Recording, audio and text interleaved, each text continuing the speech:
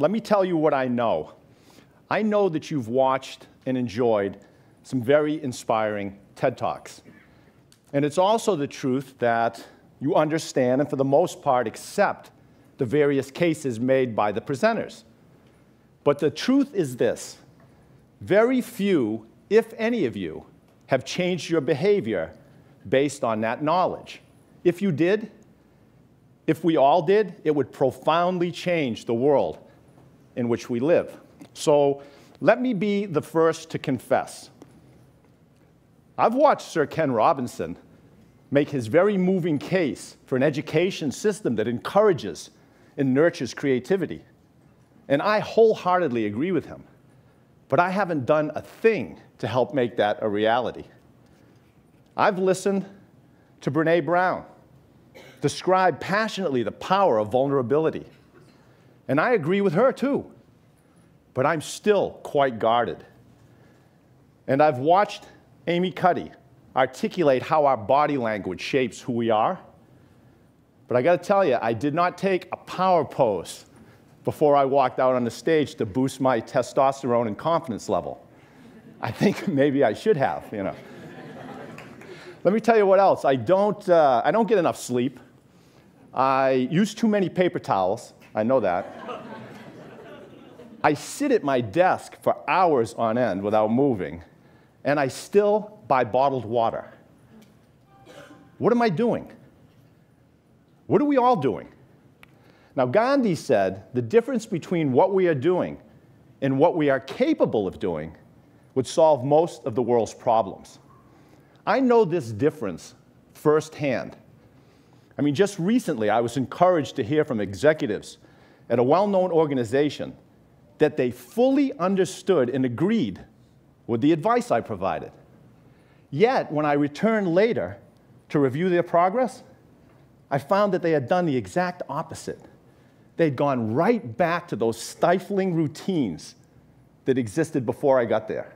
Now, I'm sure you've experienced similar disappointments in your life, right? A loved one who continued to smoke or abuse drugs despite the facts, or a friend who resisted change in the face of overwhelming evidence. So why don't we do what we know we should do, what we're capable of doing, and solve our problems? Why don't we take the knowledge we gained from TED Talks and change our world? What's wrong with us? You see, to me, there seems to be a disconnect between what we watch, read, and hear, let's call it the data input, and our subsequent actions, the behavioral output. What's wrong? Are we all broken computers? Is that what the problem is? You see, I don't think so. I think it's that metaphor that's broken. It's a faulty metaphor, that the brain is a computer. It's not. Computers are lifeless machines which deal in facts. They execute static programs. Then they don't care, machines don't care, computers don't care about their perceptions, their changing desires, whether they look good to themselves or to others. They're not driven at all by their futures or their desires. They don't crave control. Human beings are amazing, warm-blooded creatures who deal in their personal truths.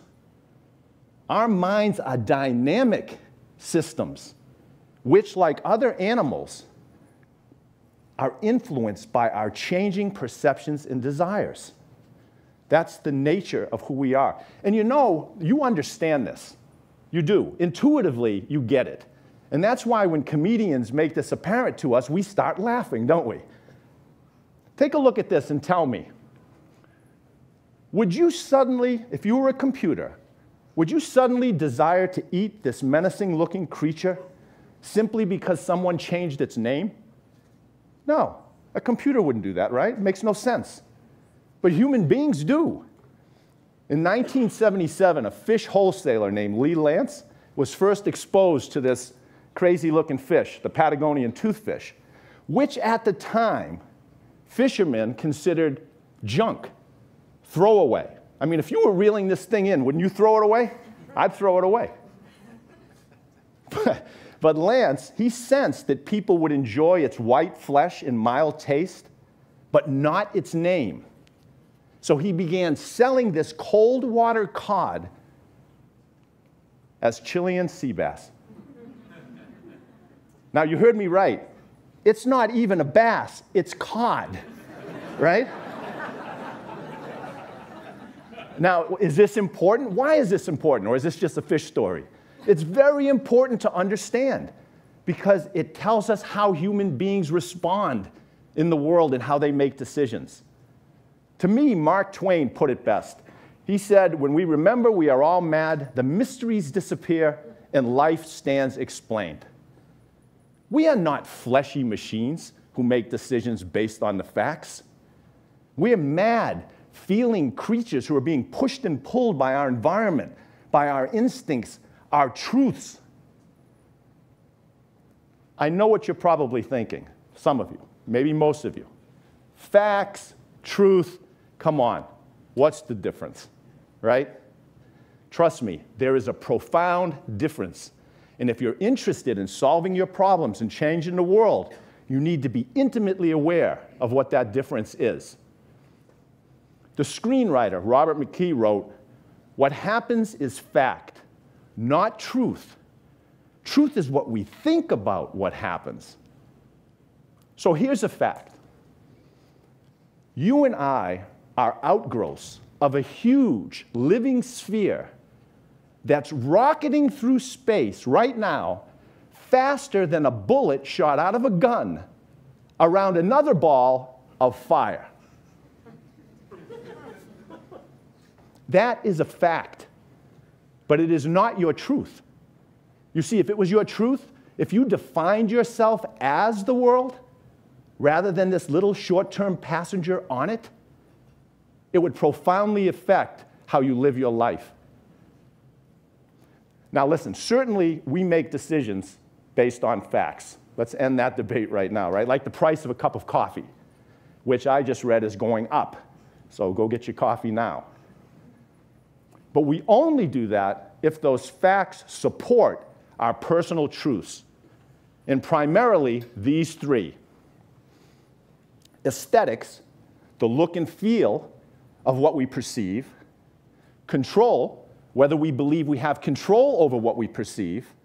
And identity, how the choices of what we perceive will affect our futures, especially the evolving story of who we think we are and who we want to become.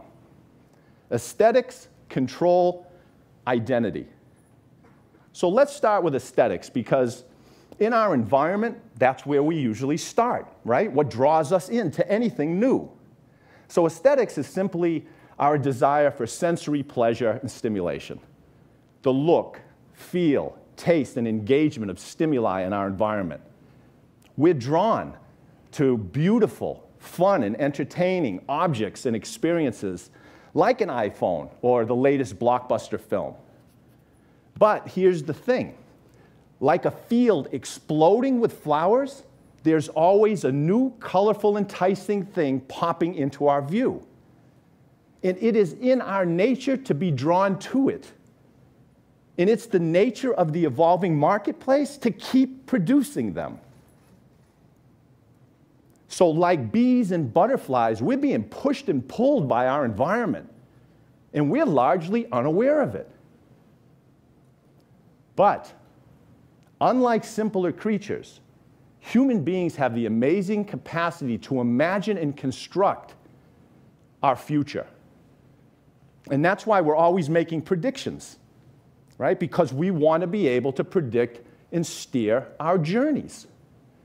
And what's the environment do? It responds to that desire with devices, experience, and data to help us do just that, to predict the results that we can expect, and to help us measure and optimize everything, like our calories, the expenditure of calories, our charitable contributions, even our travel plans. Now, I don't know. I've been thinking a lot about this. Maybe measurement and data, maybe that'll solve all of our problems. I don't know. What do you think? I don't know. I have my doubts. It was probably about a little while back, a couple months ago, I saw this guy at the gym flat on his back, shaking his hands like this. And I got really nervous. I walked over and I said, hey, are you okay? And he says, look, I'm fine. I have my family and my friends, we upload our activity levels each night to the internet so we can track each other's progress. He had that little activity tracker attached to the glove on his hand. He said, I'm just adding more steps to my workout.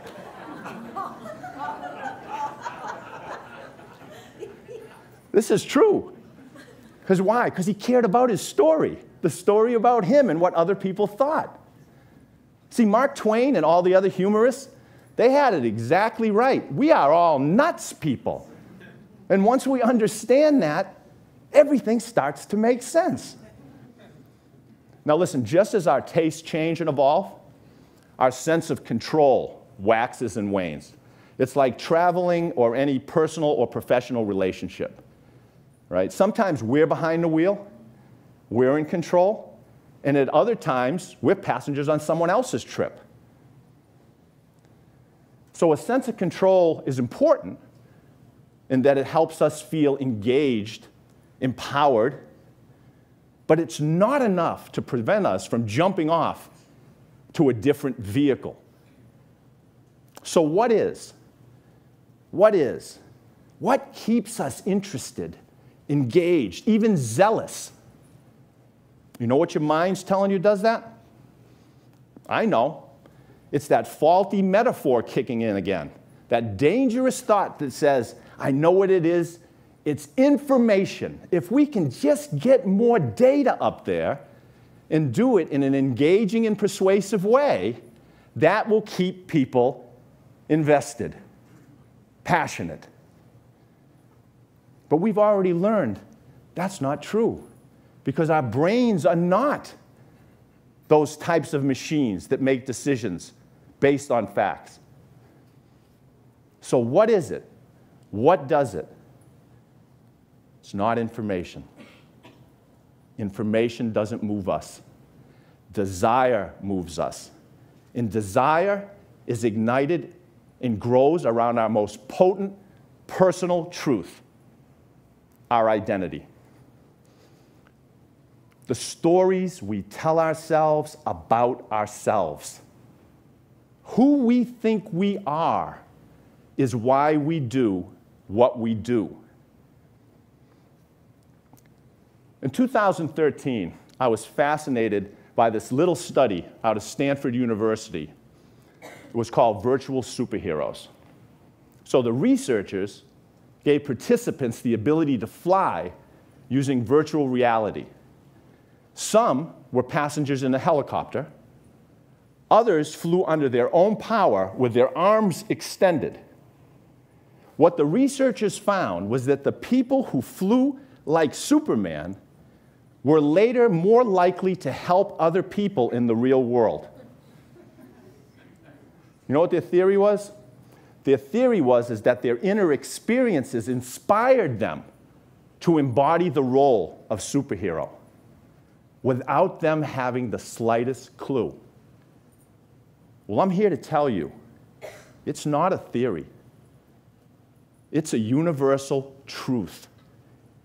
We embody our roles, our values, our stories. We live in those stories, and we live according to them. We feel like rebels when we zip up our leather jacket and hop onto our motorcycles. We imagine ourselves as published authors when we grab another cup of coffee and sit down to confront a blank page. And sadly, if we think of ourselves as old and worn out, we become old and worn out. J.R.R. Tolkien wrote, "A single dream is more powerful than 1,000 realities." Those 1,000 realities, those are the facts, the data, and we are hypnotized by a powerful and dangerous illusion that those realities will cause us to care, agitate for change, and improve lives. But they won't. because we're not rational thinking machines who deal with facts.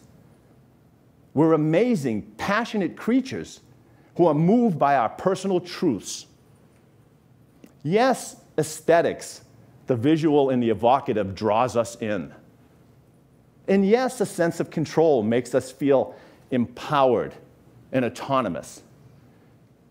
But it's those imaginative, invisible stories, our inspiring visions of the future, which turn us on and keep us lit up, buzzing with possibility.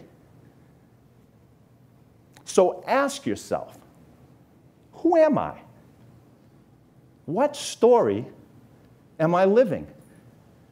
Because it's our identity, it's our personal narratives that move us to change the world and to improve our lives and the lives of others. Thank you. Thank you very much. Thank you. Thank you. Thanks.